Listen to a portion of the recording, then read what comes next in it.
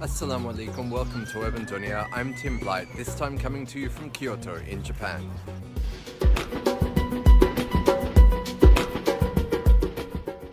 The Kiyomizu-dera temple, which is behind me here, is just one of thousands of temples across the city of Kyoto, giving this city the reputation of being the cultural capital of Japan. Kyoto is a city filled with 2,000 temples and shrines, perhaps the most famous of which is Kinkaku-ji, the Golden Temple, in the city's northwestern suburbs. It was originally built in the 14th century as a villa for a local political leader, but was later converted into a Zen Buddhist temple.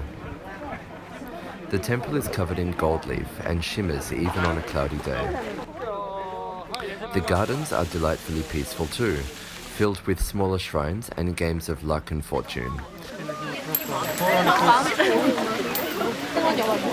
And the main shrine is a wonderful people-watching spot, the air filled with incense and the sound of gongs.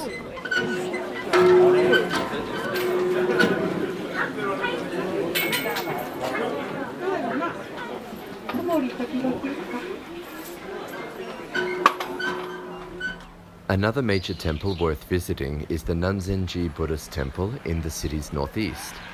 The temple building itself is huge, several stories tall. At the back of Nanzen-ji temple is a stream and a viaduct, dividing the temple garden from the natural forest on the hill behind.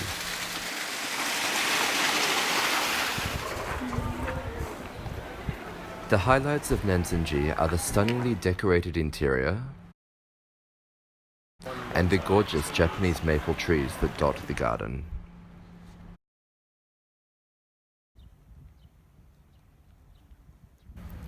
Out to the east of the city is one of the largest and most visited temples in Kyoto. The road leading up to Kiyomizu-dera is littered with smaller shrines and places of worship, but the grounds don't really begin until you've reached near the top of the hill and walked through the giant red gate.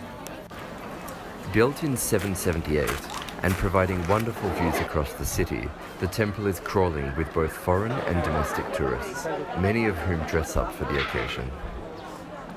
In March, Kiyomizu-dera is one of Kyoto's best locations to view cherry blossoms. Kyoto's most memorable site, however, is the Fushimi Inari Taisha Shrine in the city's far southeast. Around 10,000 red-orange tori, or gates, march up the forested hillside, paying tribute to the Shinto god of rice and patron of business. Most of them were donated by local devotees of the shrine. You will need to battle the hordes of tourists, however, to get a good shot of the shrine. This is one of the most popular attractions in Kyoto.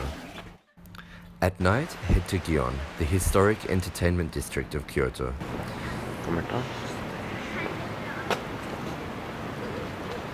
Even Gion has its share of shrines, like the Yasaka Shrine, which stands proudly at one end of the main street.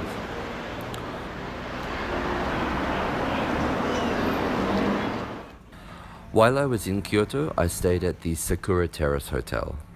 I took the bus system around Kyoto, which is probably the best way to get between the main sites. The buses are clean, frequent, and have English language signage on board. The Kyoto bus map is complex, but the system to use it is rather simple. Pick up a day pass from Kyoto's main railway station for 500 yen, about $6 American. Board your first bus for the day and validate your ticket, and you'll have unlimited bus travel in Kyoto city bounds until midnight of that night. And that's all from Urban Dunya for this time. Thank you very much for watching, and don't forget to subscribe and tune in again next time.